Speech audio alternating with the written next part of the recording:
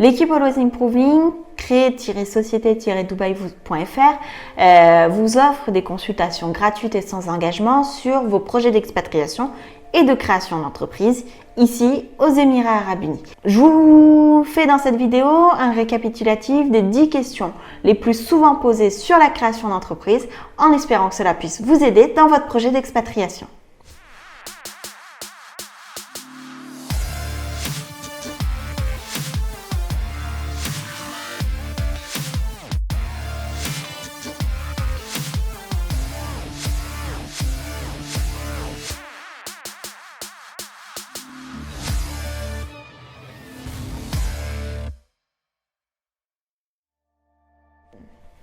Première question, peut-on ouvrir à Dubaï une société pour n'importe quel type d'activité?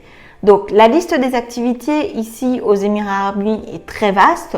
On peut autant faire de l'agriculture que de la restauration, que de l'import-export, que du consulting, que du conseil, du coaching, de la formation. Enfin, voilà, le champ des possibles est très vaste, mais effectivement, il y a quelques activités qui soit demandent des autorisations particulières. Je pense notamment à tout ce qui est ouverture de sociétés de transport de personnes, pour tout ce qui est vente de cosmétiques où on va avoir besoin de tests en laboratoire, de la restauration où on va avoir besoin d'inspection, hygiène avant de pouvoir ouvrir le restaurant. Et il y a certaines activités qui effectivement ne sont pas possibles aux Émirats et je pense notamment aux jeux d'argent. On va dire en général aux jeux d'argent, paris, jeux en ligne qui comportent un aléa et qui impliquent de l'argent. Donc, la plupart des activités sont possibles aux Émirats, à l'exception de certaines activités qui sont plutôt limitées. Deuxième question qui revient régulièrement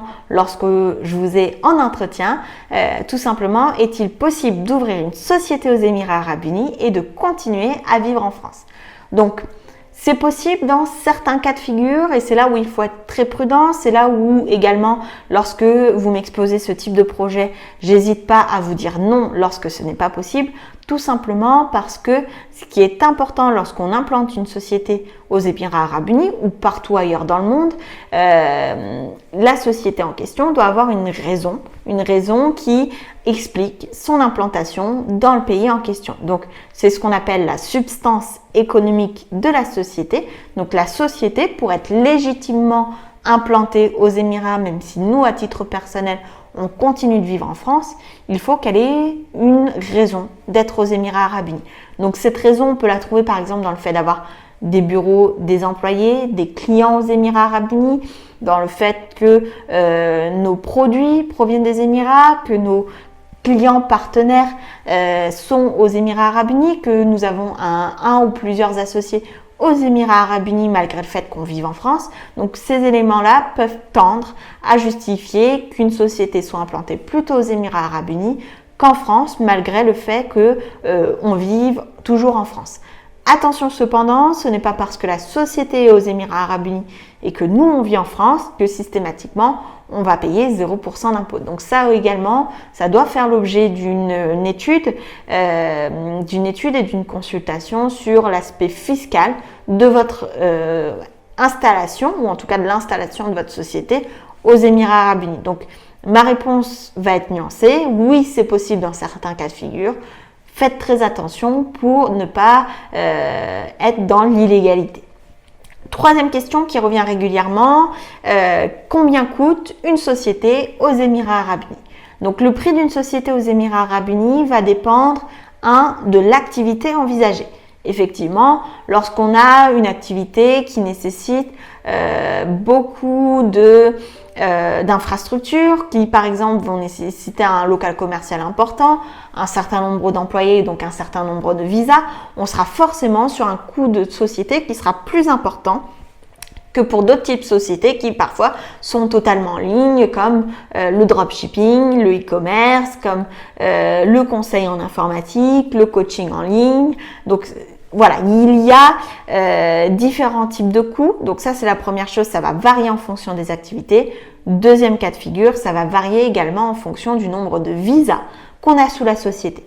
Tout simplement parce que chaque société va disposer d'un quota de visa résident, donc d'un nombre de visas qu'on peut attribuer sous la société. Et plus ce nombre est important, plus la société coûtera cher. À titre d'exemple, une société de conseil en informatique avec un quota de visa résident et un visa résident, en fonction de la zone dans laquelle la société est implantée, on va être sur des coûts entre 4 et 6 000 euros. Sur une société avec 2 visas résidents, on va être sur des coûts de 5 500 à 8 000, 9 000 euros en fonction de la zone choisie. Sur un coût où on est 3 personnes avec 3 visas résidents, on va peut-être être sur un coût entre 8 et 12 000 euros en fonction de la zone choisie. Donc, c'est à peu près ces coûts-là qu'il faut compter. Tout va dépendre de l'activité, du nombre d'associés, du nombre de visas résidents et de la zone dans laquelle vous implantez votre société. Encore une fois, on propose des consultations totalement gratuites à l'issue desquelles vous recevez des simulations complètes sur votre projet d'entreprise avec le nom de la zone envisagée, les coûts directs, administration, free zone, gouvernement, de manière détaillée pour être sûr de ne pas vous faire avoir. En combien de temps peut-on créer sa société ici aux Émirats Arabes Unis? Donc, en fonction de la zone choisie et en fonction du projet que vous avez, la création d'une société ici aux Émirats Arabes Unis peut prendre entre 48 heures et 7 à 10 jours ouvrés. Donc, ça dépend du type de projet. Là où je vous dis de faire attention, c'est que tout simplement, une société, ce n'est pas tout ce qu'il vous faut aux Émirats Arabes Unis, c'est-à-dire que quand on crée une société, il y a des enregistrements administratifs à faire, il y a des enregistrements légaux à faire, il peut y avoir des autorisations à obtenir, vous allez également avoir besoin d'un compte professionnel, donc il faut distinguer le fait d'avoir sa société ouverte très rapidement, parfois en 48 heures, et le fait d'avoir une société fonctionnelle avec un compte bancaire que vous pouvez utiliser pour facturer vos clients. 5e question, faut-il un apport pour ouvrir une société aux Émirats Arabes Unis? Cela va dépendre de l'activité et de la zone choisie. Certaines zones, comme la zone de DMCC, Jumeirah Lake Tower, vont demander à avoir le capital social, donc un apport de 50 000 dirhams, donc 12 000 euros, bloqués sur un compte bancaire ici aux Émirats. A contrario, certaines zones vont simplement dans les statuts de la société exiger un minimum de capital social, parfois 10 000 dirhams, parfois 100 000 dirhams, qu'il ne faudra dans ce cas-là pas libérer sur un compte bancaire. Donc, réponse nuancée, l'apport de la société, il est possible qu'on vous demande un apport initial, mais dans les 3/4 du temps, les 3/4 des cas, il s'agit simplement d'un capital social déclaré dans les statuts de la société qu'il n'est pas utile de libérer. 6e question, existe-t-il à Dubaï des aides pour la création de ma société? Cette question-là revient assez régulièrement. Il existe en effet quelques institutions, quelques investisseurs qui parfois aident certains entrepreneurs à s'installer aux Émirats Arabes Unis, mais c'est très rare.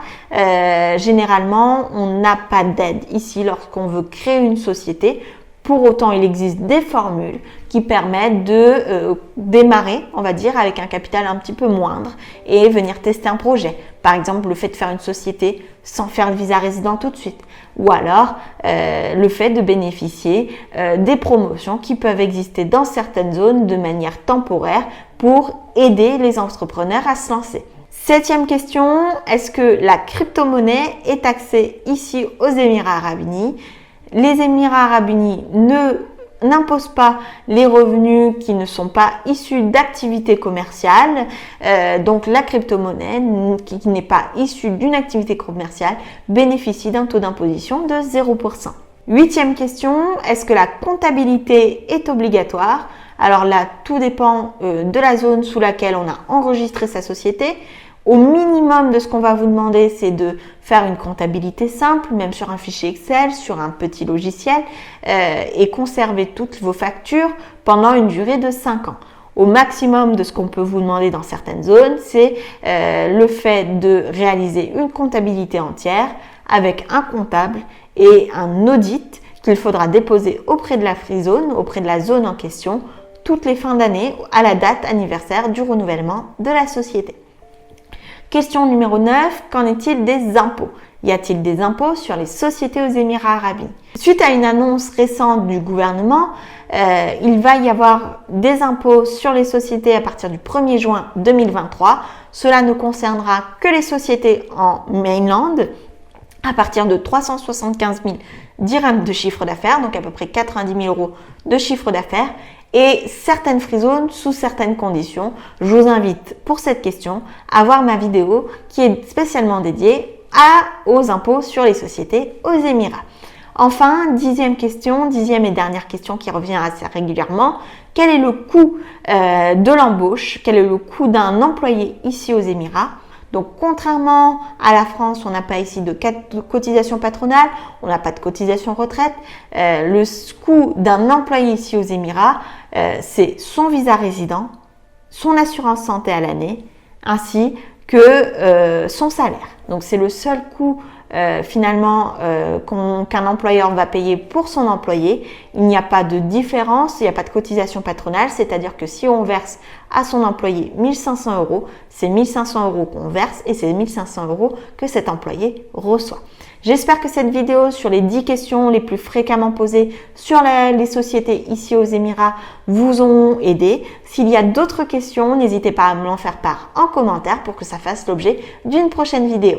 Je vous laisse en description le lien si vous voulez prendre rendez-vous gratuitement et sans engagement pour obtenir les simulations pour la création de votre société. Je vous souhaite le meilleur et je vous dis à très vite dans une prochaine vidéo.